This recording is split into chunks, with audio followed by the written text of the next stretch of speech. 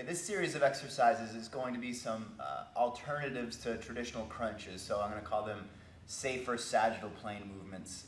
Just going to show you a couple. There's obviously endless number of options, but I'm just going to kind of stick with my go-tos and ones that I feel have the most bang for your buck. So this first one, we're going to be lying on our back, and I call it a lying leg drop. I'm sure you could probably find about 5 or 6 different names for this movement, but basically what we're going to be doing is going to have both legs straight up, and I'm going to try to lower one leg under control without moving the other leg, and I'll obviously demonstrate a couple repetitions. A key with this movement is a couple of things, especially through the core. We're trying to keep that core braced, okay? So I'm trying to keep it engaged, and when I lower that leg, I want to try to prevent that hyperextension through the lumbar spine, okay? So I want to try to keep that neutral pelvis as best I can. So one cue a lot of trainers and coaches use is to try to keep their low back driven into the ground or the mat or whatever you're laying on. One thing I like to use a lot is if I'm on my back with a client and they're having a hard time, so it's hard for you to see, of course, but if they go into that lumbar extension, I like to have a towel under here, even a hand, but I like a towel even better. I'll have a towel here, so as they're lowering, I'm here pulling the towel a little bit, so they really have to drive down. So, and the cue is just don't let me pull that towel out from under your back. So if they go into a big arch, then I can easily pull that towel away. Hope that makes sense. So they really have to keep that neutral pelvis driven down, stay braced here, so nice and tight, and then that way I can't pull that towel away. So the exercise itself, now that we've got that, and so that's kind of our setup, and I think, you know, with all exercises, the setup is the key. So we're going to bring the legs up. I'm a little tight back here, so we want to keep them as straight as possible, okay? And again, the key, neutral pelvis here, brace through the core, and I'm lowering one as low as I can. If you can get that heel to the ground, you can just tap the ground, and then you're bringing it back up. In this case, the right leg, I'm trying not to move the right leg at all. So hands just out comfortably. So again, I'm going to lower down under control, tap, come back up. Lower the under control, tap, come back up. Typically what we would do is 10 reps on one side, 10 reps on the other. So again, it's the sagittal plane, getting some unilateral work in, and when you brace here, you're going to definitely feel that core contract. You're also going to feel that the stationary leg hip flexor fire up as well, which we talk about stretching that all the time, but we need to strengthen that sucker as well too. So it gets short and tight, but it also is weak when we sit all day and things. So I think stretching it is extremely important for overall health and postural health, but strengthening it with an exercise like this is very advantageous as well. So that's why, like I said at the beginning, exercises that have more bang for your buck. So we're getting some core control, strengthening, but also strengthening that hip flexor as well. All right, next exercise I'm going to show here is going to involve the stability ball. It's really going to be one primary movement, and I'm going to show just a couple of different variations. I'm putting this in the sagittal plane series here in this library, but really it could go into a couple different ones, anti-rotation and definitely anti-extension as well, if you wanted to drop it into a couple different categories. But basically what we're going to do, we're going to get in a plank position. And a few of you may be familiar with this. I first learned of this stir the pot or witch's brew exercise through Stuart McGill. And then there's a few variations that I like off of it. So the traditional stir the pot exercise is traditional plank position. So I like to have clients start on their knees. Okay, get that nice neutral spine, and then make sure their shoulders are right over their elbows. Okay, so they kind of create this triangle here with their arms in their body, and then they're going to come up, brace that core, come up on the toes, or the balls of the feet rather, and then I should have a nice neutral spine here. So for some clients, I think it's important, you know, walk before you can run. Depending on that client, a traditional plank might be level 1, okay, then you can bring them up to the stability ball. Obviously it's more unstable, which is going to require more stability through the core. So before you involve any stir the pot or any sort of movement, of course, you want to make sure they can just handle this first.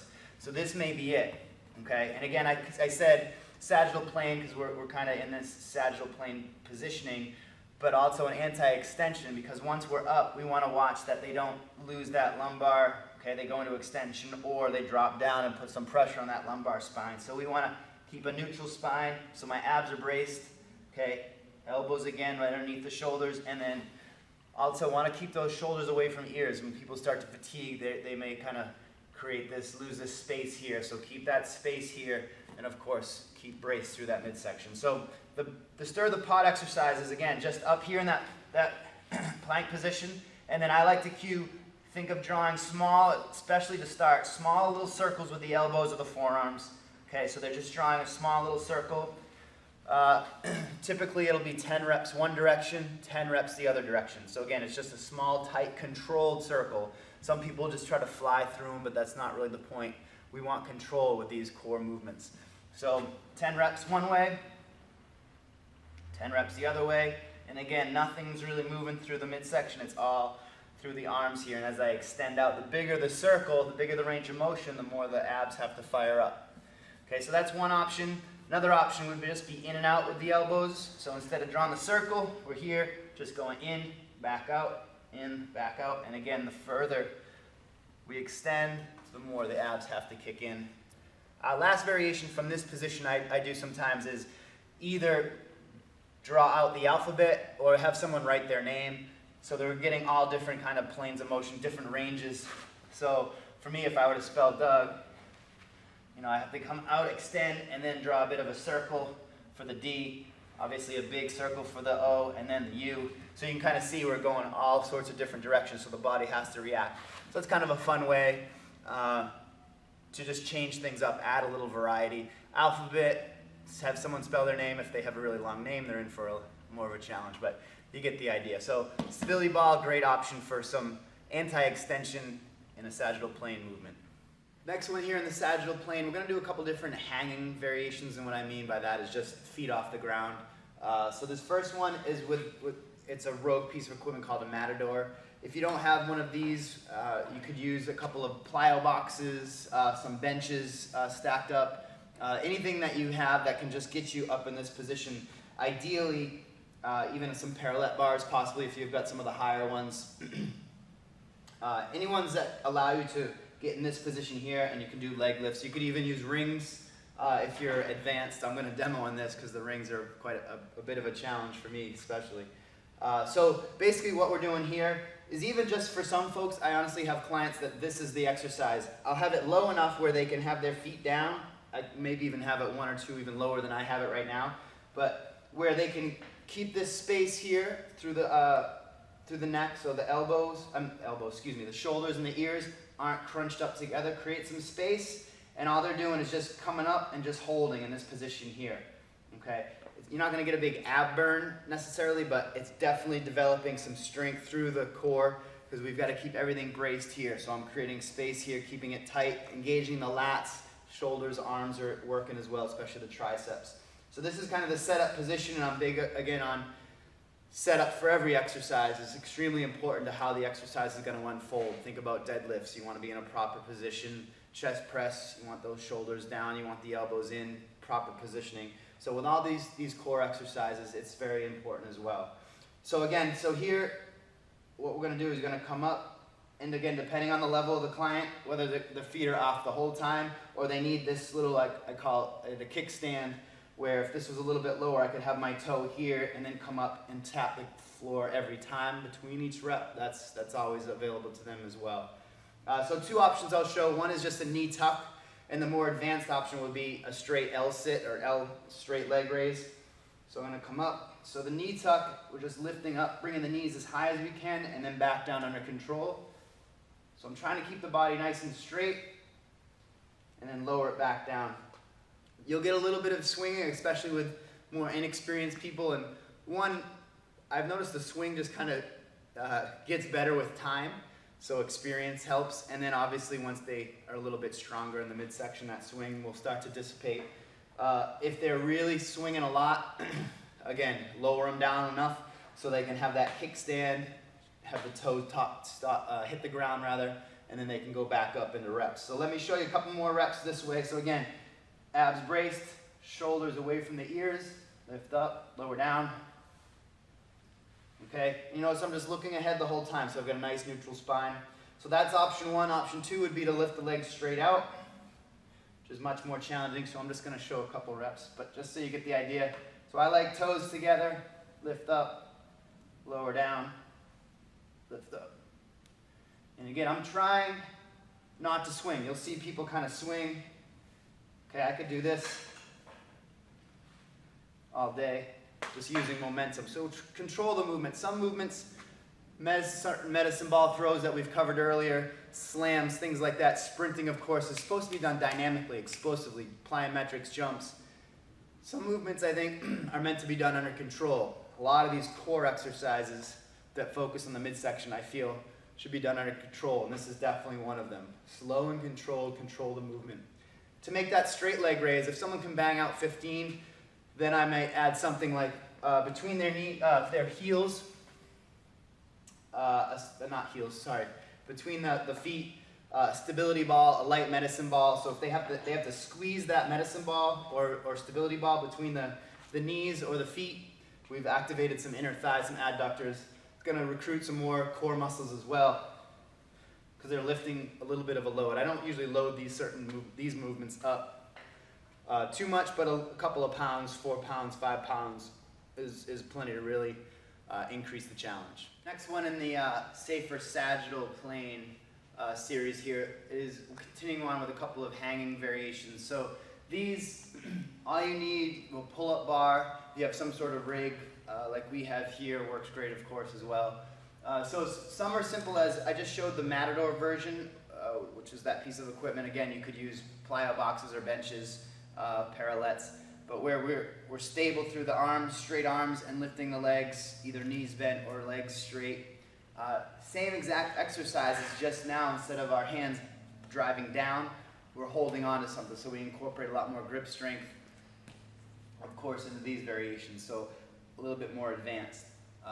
Since we're holding our whole body off the ground this way, it's definitely harder. So option one here is just to hold on to a bar. Again, a pull-up bar works fine. Anything that you can hold on to safely overhead and that supports your body weight. Gonna hang off, and then the same two movements apply. Lifting the knees up is option one, or the straight legs is option two. Okay, whenever you're hanging, I think it's important to try to maintain shoulder integrity. So when I hang, if I let my shoulders drive up near my ears here, okay, that's putting a lot of all my body weight more on my ligaments and my tendons, as opposed to supporting the body with my muscles. So I don't want to just hang out here in my joints like this, as opposed to this. Okay, it's a subtle detail, but this versus this, I'm activating my lats, and I feel a lot more comfortable. Even just hanging out there bothers my shoulder a little bit. So just remember to keep active in the joints. Active joints is a cue I use, which some people might not, doesn't translate all the time, but active joints and keeping that joint integrity. So again, here, we want to stay here. So just turn those lats on a little bit, as opposed to hanging out in the joint, okay? So that's really important. So the two variations, again, are the same. I just showed them, the knee tuck or the straight leg. Typically with these hanging variations, you're going to get more swinging. So you can see the setup I have here is the bench, which helps prevent that swinging.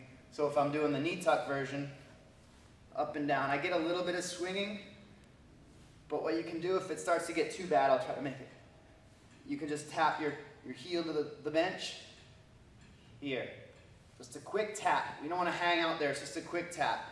Even though it's a quick tap, we give the muscles a little break, and I want to try to keep tension through those muscles that we're working. So it's a quick tap and go, just to minimize that swing. Same with the straight leg variation as well. If you have the ab slings, these are a great option as well. So with these, same two exercises, knee tuck, straight leg. I also should have mentioned, like I did with the Matador, you could always add a little bit of load to a light medicine ball, stability ball between the knees or between the feet. You could do one leg at a time. I'll show the single leg version with this. But with these, basically just put them on, put them in. I like to go right up into the armpit. Okay, and then I just hold on to the handles here. Okay, a big cue with this one, especially with the shoulders and ears, keep them down, so that we're activating the lats. And I tell clients, if they're bringing, so for the knee tuck variation, for example, if they're bringing the knees up, think about at the same time almost driving your elbows down. This is going to help activate the lats and keep those shoulders safe. If I have my elbows pointed up towards the ceiling and I do these, look where my shoulders are near my ears, it's just very uncomfortable. As opposed to here, elbows are, I'm imagining driving them down. I mean, they're probably pointed straight ahead, but I'm active here. So this is much safer. Shoulders feel fine here, okay? It's all in the abs. All right, so I actually like this variation a lot because we're getting at a lot of lat activation as well and really driving those elbows towards the floor. So that last variation I wanted to mention, the single leg. So here, again, we could do it knees, alternate, same side, or a straight leg. Okay, we get a little bit of swinging, not too bad. But again, you can see how slow and controlled I'm going, which is going to make it a lot harder, but definitely more effective.